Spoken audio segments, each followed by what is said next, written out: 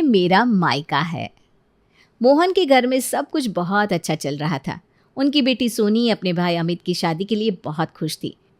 सोनी को अपनी नई भाभी प्रिया के आने का बेसब्री से इंतज़ार था। वो सोचती थी कि अब वो और प्रिया साथ में मार्केट जाएंगी, शॉपिंग करेंगी और मस्ती करेंगी। लेकिन सोनी की दोस्त नेहा उसे भड़काने की कोशिश करती है। क्या बात है, आजकल तुम बहुत ज़्यादा खुश हो। तुम्हें मालूम तो है मेरे भाई की शादी होने वाली है और मेरी भाभी आएगी। हाँ तो इसमें क्या है, वो तो सभी की भाभियाँ आती है, तेरी भाभी कौन सी स्पेशल है। निया तुम देखना, प्रिया भाभी के आने के बाद ना भाभी और मैं कितनी मस्ती करेंगे, रोज़ घूमने जाएंगे। एक भाभी ही तो होती है जिससे ननद अपने मन की बात कर पाती है। सोनी इतना खुश मत हो यार, अभी तुझे पता नहीं, अक्सर शादी के बाद भाई लोग बदल जाते हैं। क्या पता भाभी कैसी होगी, क्या पता तेरे भाई को तेरे ही खिलाफ कर दे।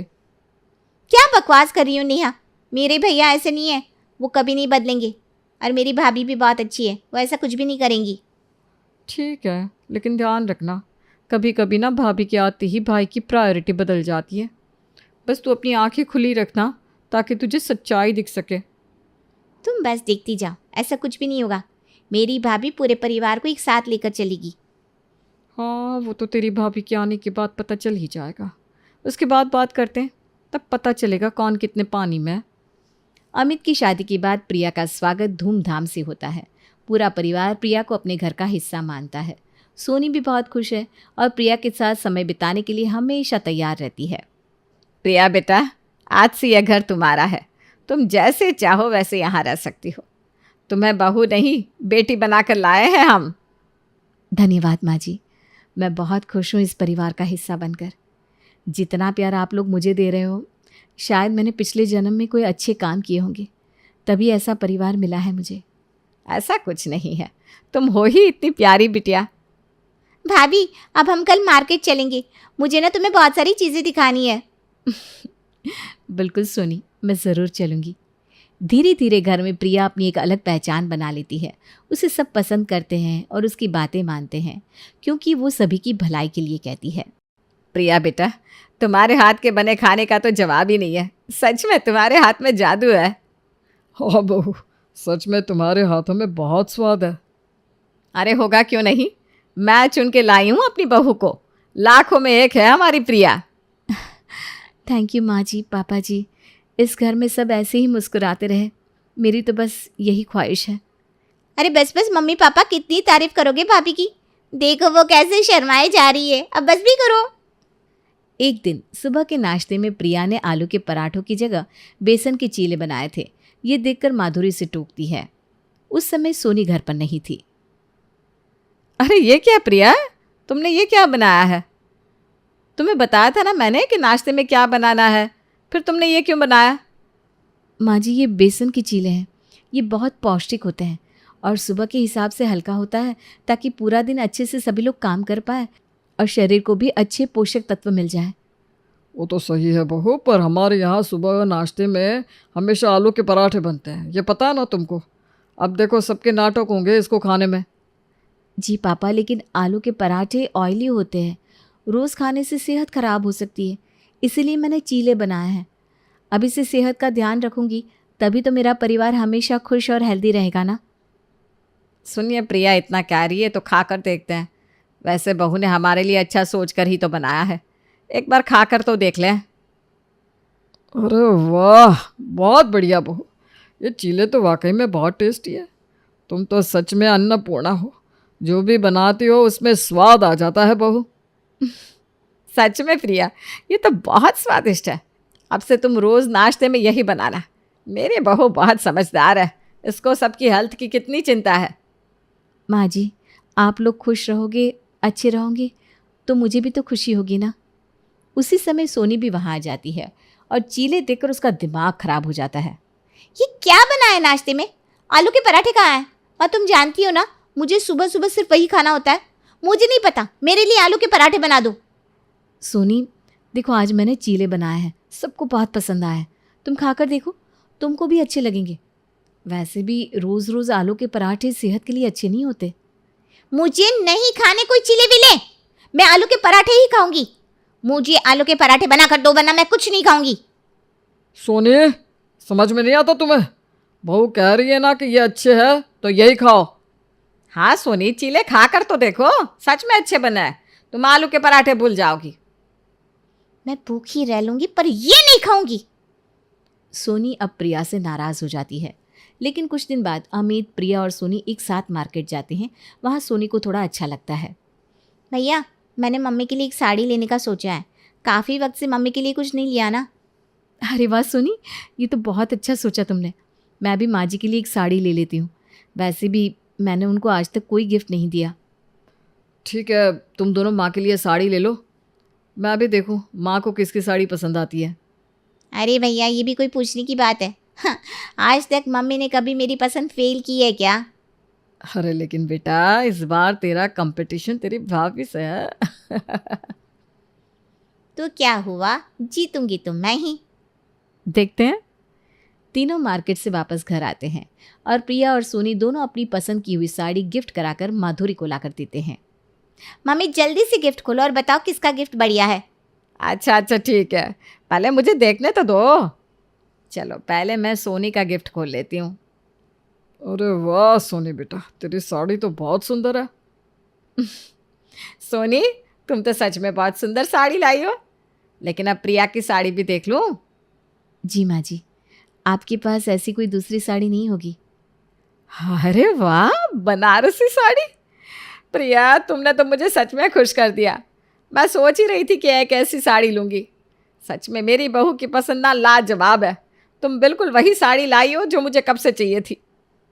माँ जी, मैं बहुत खुश हूँ कि आपको मेरी पसंद अच्छी लगी, क्योंकि मैंने पहली बार आपके लिए कुछ लिया है। थोड़ा सा डर भी लग रहा था कि पता नहीं आपको पसंद आएगी या नहीं।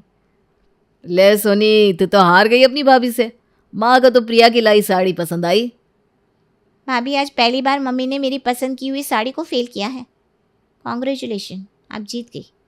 लो भैया, अब तो खुश हो ना आप? ऐसे ही कुछ दिन निकल जाते हैं। अमित की शादी के बाद मैं सोच रहा हूँ कि हमें घर में एक पूजा करवा लेनी चाहिए, बहू के आने की खुशी में। आपने तो मेरे मन की बात कर दी। मैं भी कब से यही सोच रही हूँ।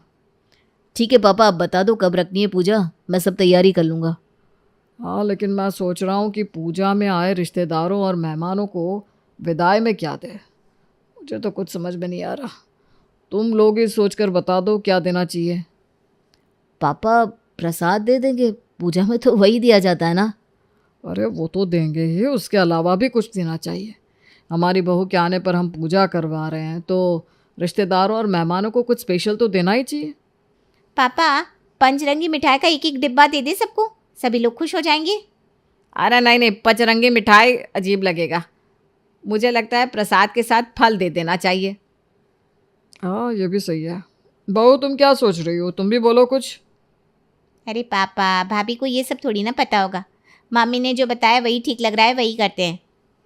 पापा जी, मुझे लगता है प्रसाद और पंचामृत के साथ सभी मेहमानों और रिश्तेदारों को एक एक लड्डू का डिब्बा दे देना चाहिए। वाह बहू, मान गए तुम्हारे दिमाग को। बहुत सही सलाह दी है। इससे सबको एक समान चीज़ें मिलेंगी और सबके घर मिठाई भी पहुंच जाएगी। सच में मैं बहुत खुशनसीब हूँ कि मुझे तेरे जैसी सर्वगुण संपन्न बहू मिली। देख सोनी, सीख कुछ अपनी भाभी से। हाँ, अब तो आप सभी को भाभी की हर बात सही लगती है। न जाने भाभी ने सब पर ऐसा कौन सा जादू कर दिया है जो सब भाभी के हाँ में हाँ मिला देते हैं। मेरे अपने परिवार वाले अब मेरी बात अनसुनी कर देते हैं, जैसे मेरी कोई इज्जत ही नहीं है इस घर में। सोनी को लगता है कि अब उसकी कोई इज्जत नहीं करता। वो अपनी भाभी से नाराज़ रहने लगती है और इसी बीच में वो नेहा से मिलने जाती है। यार नेहा, तूने सच्ची कहा था। अब मुझे लगता है सच में मेरा भाई बदल गया है, वो मेरी कोई बात ही नहीं सुनता। मैंने कहा था ना तुझे, ये भाभियाँ होती ही ऐसी हैं। थोड़ा सा मौका मिले तो परिवार में सबको अपने साइड कर लेती है। हाँ यार, अब घर में किसी को मेरी ना कोई बात पसंद आती है ना मैं खुद। क्या करूँ? भाभी के आने से पहले घर में सब मेरी बात माना करते थे, लेकिन अब कोई नहीं सुनता मेरी। सोनी, तू हार मत मान। अब तू अपनी भाभी की वैल्यू सबके सामने गिरा दे, ताकि हर कोई बस तुझे समझे, तेरी बात माने। समझी पागल? सही कहा तूने नेहा। अगर मुझे घर में अपनी वैल्यू वापस लानी है तो मुझे भाभी की वैल्यू कम करनी होगी। देख तू अब मैं क्या करती हूँ। भाभी को दिखाने का वक्त आ गया कि ये मेरा मायका है। सोनी अपनी योजना के अनुसार अपने भाई और भाभी के बीच लड़ाई करवाने की कोशिश करती है। वो किचन में जाकर प्रिया से कहती है, भाभी मम्मी ने मुझसे कहा है कि आपसे किचन का थोड़ा काम सीख लूँ। आप क्या कर रही है यहाँ पर? कुछ नहीं, मैं तो ब्रेड पकौड़े बना रही थी। मुझे भाभी और भैया की लड़ाई करवानी है तो कुछ अलग करना होगा। क्या करूँ? हाँ, मैं भाभी से ये काम ले लेती हूँ, उसके बाद आएगा मज़ा। क्या सोच रही हो सोनी? कुछ नहीं भाभी, आप छत से कपड़े ले आइए, बारिश आने वाली है शायद, तब तक ये पकोड़े मैं तल लूँगी। ठीक है सोनी, लेकिन संभल कर करना। हाँ ओके भाभी। अब किचन में काम करते हुए सोनी अपना हाथ जलाने का नाटक करती है। बचाओ बचाओ भैया! अरे तुम यहाँ क्या कर रही हो? प्रिया कहाँ है? भैया देखो मेरा हाथ जल गया। प्रिया भाभी ने ध्यान ही नहीं दिया, वो तो छत पर गई है हवा खाने। कह रही थी बहुत गर्मी लग रही है। प्रिया, प्रिया! हाँ जी, क्या हुआ? क्या हुआ? तुमने ध्यान क्यों नहीं दिया? सोनी का हाथ जल गया, तुम्हें पता भी है? पर मैं तो आज से सोनी किचन का कोई काम नहीं करेगी, समझी तुम? जी समझ गई, मुझसे गलती हो गई, सॉरी। सोनी लड़ाई करवा कर बहुत खुश होती है। अब वो अपने पापा और भाभी के बीच भी दरार डालने की कोशिश करती है। एक दिन मोहन कहीं बाहर जाने वाला था और वो प्रिया से अपना सफ़ेद कुर्ता धोने को कहता है, लेकिन सोनी वहाँ भी चाल चलती है और सारे कपड़ों में मोहन के कपड़े मिला देती है। ये मेरा कुर्ता किसने धुला है? मैंने कहा था इसको अलग से धोना, अब इस पर दूसरे कपड़ों का रंग लग गया है। अरे प्रिया, ये क्या किया तुमने? अब ये क्या पहन कर जाएंगे? माँ जी, मैंने तो इसको अलग निकाल कर रखा था, इसको कपड़ों के साथ मैंने नहीं मिलाया। अरे चुप रहो बहू, पता नहीं आजकल तुम्हारा ध्यान कहाँ रहता है, हर रोज़ कोई ना कोई कांड करती रहती हो। सॉरी पापा जी, मुझसे गलती हो गई, अगली बार से मैं ध्यान रखूंगी। एक दिन प्रिया किचन में खाना बना रही थी, तभी मौका पाकर सोनी दाल में 1 चम्मच एक्स्ट्रा नमक डाल देती है और जब सब टेबल पर साथ में बैठकर खाना खाते हैं तब माधुरी को दाल में नमक तेज लगता है। बेटा जरा दाल तो टेस्ट करना। ये दाल किसने बनाई है? कितना तेज नमक डाला है इसमें? दाल तो मैंने ही बनाई है, लेकिन मैंने चेक किया था, नमक उसमें ठीक था। तो क्या भैया और मम्मी झूठ बोल रहे हैं? मैं बहुत दिनों से देख रही हूँ, तुम्हारा ध्यान कहाँ रहता है बहू? अब तुमसे कोई काम ठीक से क्यों नहीं होता? मुझे नहीं पता माँ जी, मैं तो सारे काम वैसे ही मन लगा कर करती हूँ जैसे पहले करती थी। तो फिर प्रिया तुमसे ये गलतियाँ होती क्यों हैं? सोनी को देखो, अब वो कितनी समझदार हो गई है। सोनी अब बहुत खुश होती है कि घर में उसकी वैल्यू वापस बढ़ गई और प्रिया की वैल्यू उसने कम कर दी। इसी बीच सोनी की दोस्त नेहा उससे मिलने उसके घर आती है। तब सोनी मज़े लेकर सारी बातें नेहा को बताती है कि कैसे उसने वापस अपनी वैल्यू घर वालों के सामने बना ली है। अरे अगर कहीं ये सोनी पकड़ी गई और इसने सबको बता दिया कि मैंने ही इसको ऐसा करने के लिए भड़काया था, तो मैं मुसीबत में पड़ जाऊंगी। अरे यार नेहा क्या सोच रही है? मैं इतनी खुश हूँ और तू ऐसे बैठी है। सोनी यार, तूने भाभी के साथ अच्छा नहीं किया। नेहा मुझे लगा था कि सब मुझे भूल गए हैं, इसलिए मैंने अपनी वैल्यू वापस लाने के लिए ये किया। पर सोनी ये सही नहीं है, तुम्हें अपनी भाभी के साथ ऐसा नहीं करना चाहिए था। सोनी को नेहा की बात समझ में नहीं आती। कुछ दिन बाद सोनी को देखने रिश्ते वाले आते हैं और उनमें सोनी की भी एक ननद होती है।